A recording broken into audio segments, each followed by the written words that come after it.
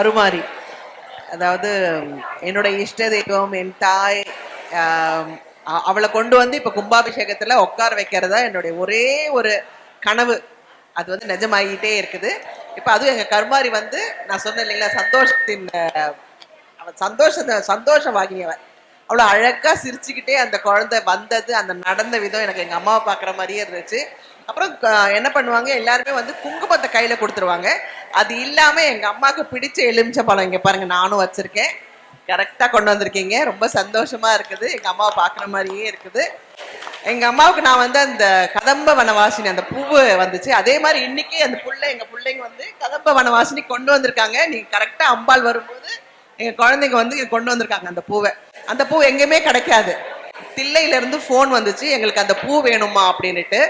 ஏன்னா இந்த ஒரு 3 நாள் சிவனுக்கு வந்து அலங்காரமே பண்ண மாட்டாங்க, நகைக்கு எதுவுமே இருக்காது. சிவனை வந்து அப்படியே வச்சிருப்பாங்க. அப்ப எனக்கு வந்து சிதம்பரத்துல இருந்து போன் வருது, உங்க அப்பனுக்கு பூ வேணும்னுட்டு. என்னைக்குமே அவ்வளவு பூக்காது. இன்னைக்கு பாத்தீங்கன்னா தட்டு தட்டு தட்டா பூத்து புள்ள நேர சிதம்பரம் போய் சிவகாம சுந்தரிக்கும் அழகா என் அப்பனுக்கும் ஃபுல்லா போட்டுட்டு வந்திருக்காங்க. வீட்டுல மரம் அப்படியே கொளிச்சு கிடக்குது. இங்க வந்ததுக்கு அப்புறம் இங்க குழந்தை வீட்டுல வந்து பாலா இருக்கா, அவளுக்கு புடவை கட்டிட்டு அந்த பூ எனக்கும் கொண்டு வந்திருக்காங்க. எங்க அம்மா பார்க்க உடனே அந்த பூ நினைப்பு வருது.